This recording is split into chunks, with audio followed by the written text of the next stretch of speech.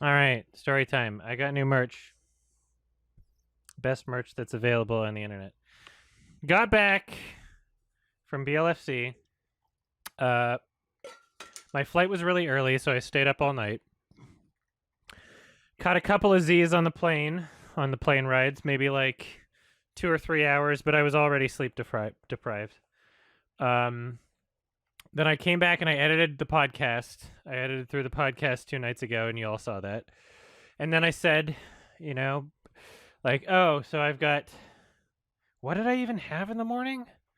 Was it my. Yeah, it was my personal training shit. I had my personal training shit in the morning, and so I was like, okay, well, I'm going to pop an Ambien and a melatonin, both, because then I can make sure that not only do I fall asleep right away, but I get a thorough long sleep. And I made sure to research that these would not interact poorly with each other, and that went fine. And I slept for 13 hours. I woke up, I went to the gym. Oh shit. I'm just remembering like parts of this story. Like the entire day was really fucked up, and as I'm retracing it in my head, I'm remembering bit by bit what it was. I just need to send someone a message. There we go. And so I get to the gym, and I guess my personal trainer decides like, oh, we're doing like leg movements, leg stretches, leg exercises. Some of it would involve like squatting, and I was already dead because I went to this fucking convention for a week and I was walking around the entire time, which I'm not used to doing, having a job where I'm sitting the entire time. And at some point, I had an ingrown toenail. And so while I was at the convention, which is a resort and casino, I got a pedicure for the first time, and I decided to do the whole thing, just to make sure, like, they could give me advice on how to make my toenail not ingrown and take a look at it. And part of the pedicure, they like topped it off with some polish, and they were like, "What color do you want?" I'm like, "Purple." So now I have like purple painted nails on my feet. But then at the personal trainer thing at the gym, we needed to do like some stretches and shit that required my socks to be off, and so I was like, "Oh god!" And then I took my socks off, and it was kind of embarrassing, but we laughed about it. Can you see? I don't know. Am I allowed to show foot on Twitch? It's not sexual. It's it's not sexual.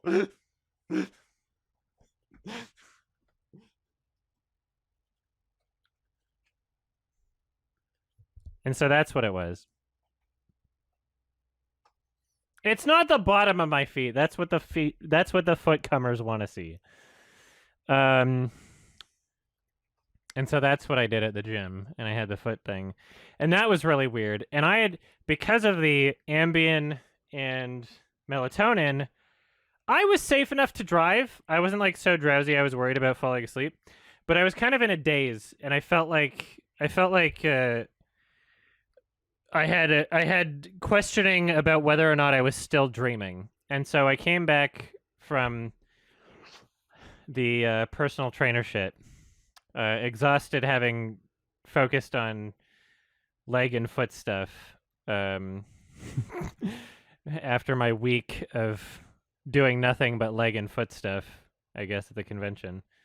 Not in that way, but and then I come back, and then immediately I've got an appointment to a phone call with someone who I'm doing a project with, potentially, hopefully in the future. It's not like set in stone, but so I'm not going to say much about it because you never want to say too much about something that's not finished yet. But I will say that I'm working with a lead actress from a film that I've reviewed, and we're going to create something cool. That's the plan. Anyway, so I had a call with that person, and it went great. It was a lot of fun. And then immediately after the call, there were like a few more things that I needed to like there's like a Google Doc that I'm sharing with her, and like a bunch of notes and stuff. And so I was like, yeah, I'll get this done, this done, this done. All of a sudden, I got a phone call. I'm like, oh, what? Why am I getting a phone call? And I answer my phone, and um, they're like, you're late for your appointment. I'm like, what? It's this like it was very weird. I was like, what? What do you mean? She's like, you're late for your appointment. And I'm like, I don't have an appointment. And they confirmed my name, and they had my phone number. And then she's like, appointment you made for tinnitus. I'm like, I do have tinnitus, but I don't remember making this appointment. And I have tinnitus in my ear, like a slight ringing in my left ear that I've been trying to figure out. And so we figured out over the phone that probably a doctor that I saw months ago and I asked to see a specialist about, like an ear specialist, that he booked an appointment for me and then maybe didn't tell me or tried calling me and I don't have voicemail sort of thing. And so I was like, I'm sorry, I'm not trying to argue, but I didn't make this appointment, but I would like to get my ear checked out for a specialist for tinnitus because that is something that I would like to do. And so I figured out that it was that it wasn't too far away, and I was like, I can be there in 20 minutes. And I was like, whoa, and I just immediately went go. And in the back of my mind, I was like, what if someone's just gonna rob me? Like, what's going on? Like, what? Someone just called me and said I had an appointment that I didn't make, and now I'm going there. And so I messaged my roommates the place that I was going just in case. And I'm driving there, and as I'm driving, I'm like, oh shit, I've had a beer. Which isn't like, I wasn't unsafe to drive again. I wasn't unsafe to drive. However, with the limited license that I technically have, I'm supposed to have 0.00 blood alcohol. So I'm not supposed to even have a drink. I literally had one beer. And I had the beer so I wouldn't be nervous talking to the person that I had the meeting with on the phone. But I was in such a, like, oh, phone call, appointment, I'm late, I guess I gotta go. I was in such a, like, go mode that I didn't realize until I was halfway there. I was like, I technically shouldn't be driving. Not that it was unsafe to drive, but that I technically, according to my limited license, my learner, not a learner, it's called an N in British Columbia, technically shouldn't have had a beer, even though I was perfectly safe to drive. Because if you have your full license, which I should have by this point, but the only reason I didn't is because COVID happened and they weren't accepting me to do my test yet. Yeah, I didn't drink and drive. I was well under the legal limit with someone of the license that I'm supposed to have.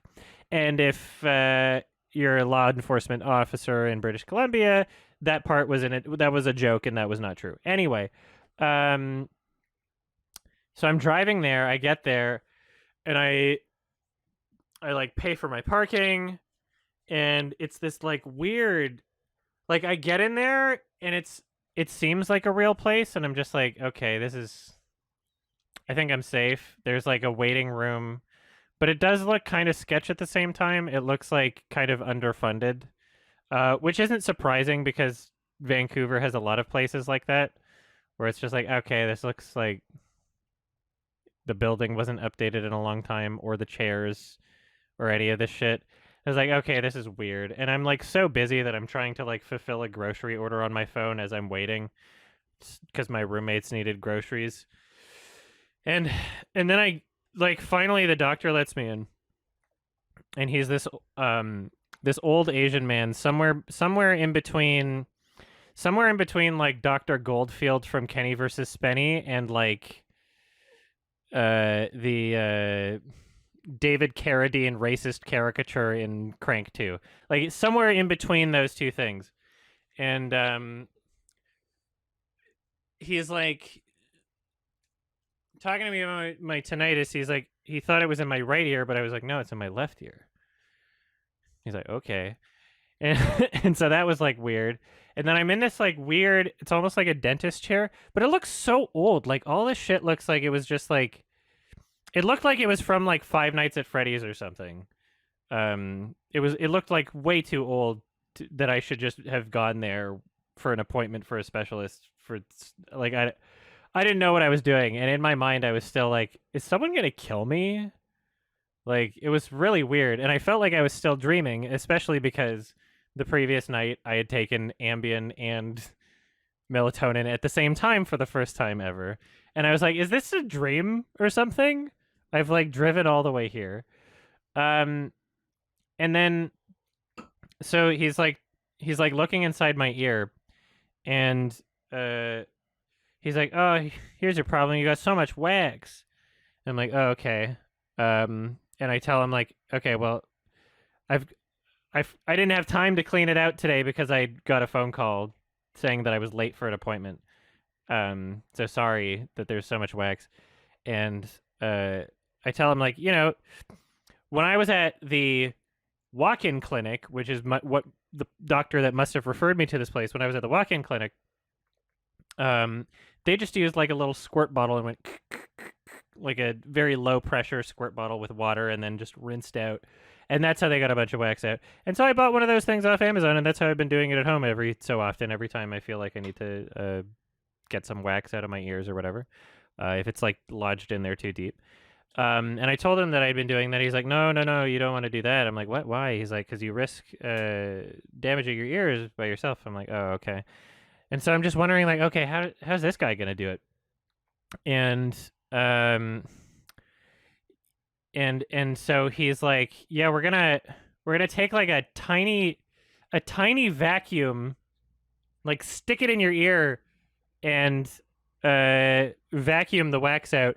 And he was like looking through like a microscope, and like he had this like almost like a funnel to like widen my ear hole, like stretch it out, and it really hurt a lot. And he was apparently like able to look at my eardrum and all that, and it was legitimately the most uncomfortable, painful experience of my life, probably. If I were to put like a physical uncomfortable pain somewhere, that would probably be number one. Because remember everything leading up to this also, that I'm like not even sure that I'm supposed to be there. It beat like every single dentist trip, like, and I just got my wisdom teeth removed. So just imagine like not just like the loudest thing you've ever heard, but also like an actual pain of like, I think most of the pain was probably coming from like the thing he was using to like stretch my ear hole open. But I heard from the clinic that I went to months ago that must have referred me to this place. The guy that looked up my ears there before he like cleared it out, he said, "Oh, your ear hole's like curved. That's very weird and interesting. Apparently most people don't have like a curved ear hole." And so I was like, okay, yeah, like this is weird. Apparently my ears are just weird or something. And what I found out from this man was not only were my ear holes curved, but they were also very, very small. And remember the description that I gave you of this gentleman? Well, he as he was like fucking around in my ears, he said it this way, and I hope it doesn't sound racist when I say it, but it has to be said this way. You have very small hole. You have very small hole. And I was like, oh, okay. And I'm like trying to keep still under like the most pain in my life that I've ever experienced. And if I move, then I fuck my eardrum because he's in there with like little instruments. Right? And it's like I was like, this is not even real. This is awful. And yeah, after the vacuum, and then he took like another like a tool, like a tiny little thing with like a circle, and just like scooped more earwax out, and apparently it's all gone now. And then I went for a hearing test after that, and that like literally a tear came out of my eye. Like I'm really good with like physical pain, but like that was like one of the most painful things I've ever experienced, especially in terms of like discomfort and fear. and there was nothing like strapping me in. He was just like, "Oh, keep still." I was like, "Okay." And it was a matter of me just like going like this and just like keeping still the entire time, and it was horrible and terrifying, literal ear rape. And then we did a hearing test after it. He put me in like a small booth, which seemed like way too small. honestly, I was like, I've seen this shit in movies. This looks ghetto as fuck. And I did a hearing test in there, and apparently my hearing's good. And I told as soon as I got inside the soundproof booth, though, I could tell that I still had tinnitus in my left ear.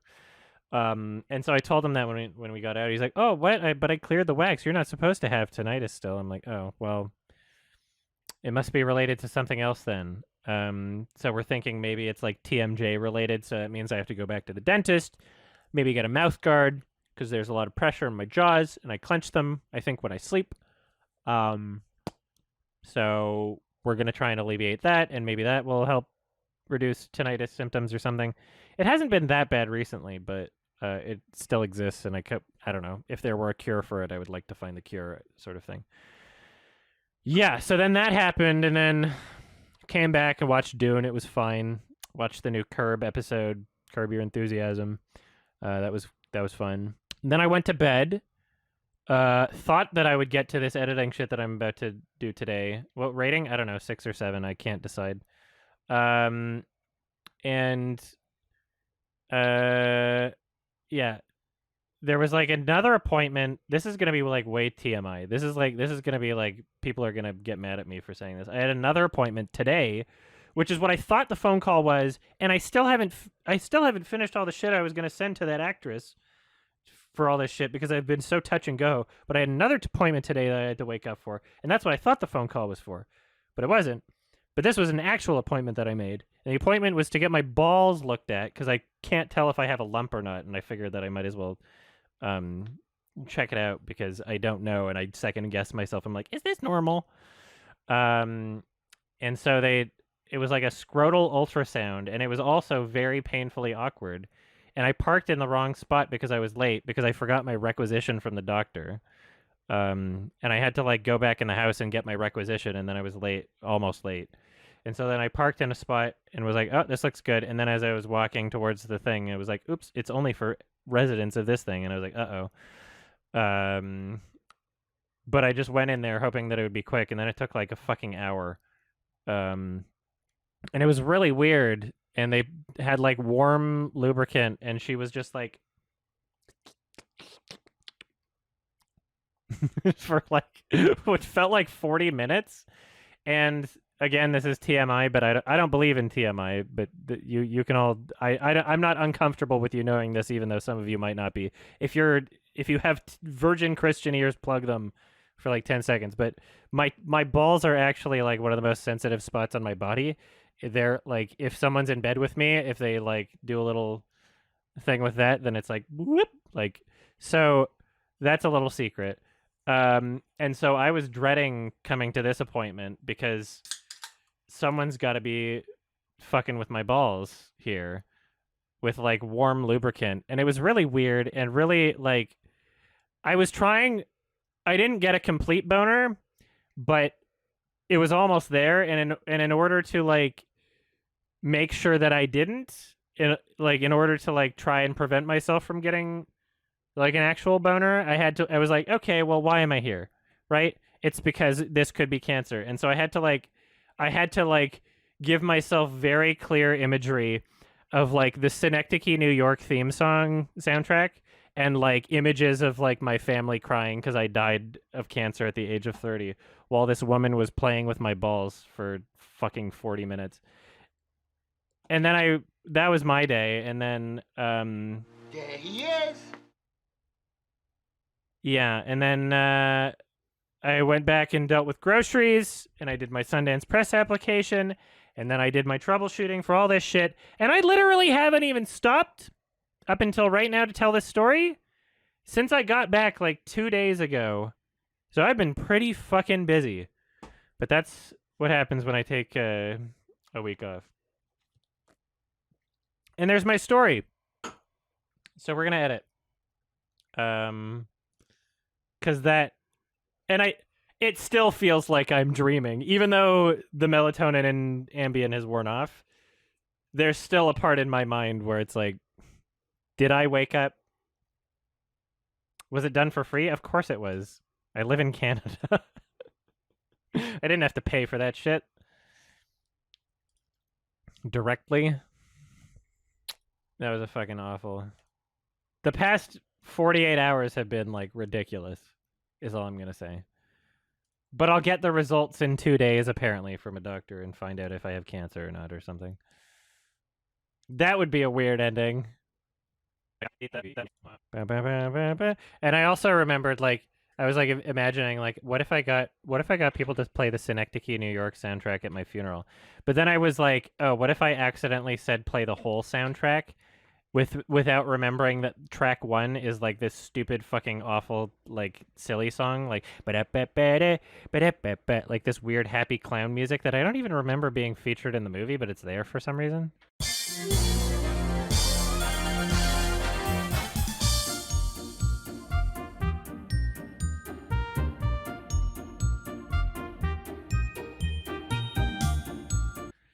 And then I just imagining like they put on the soundtrack at my funeral, and then there's like that. Yes. But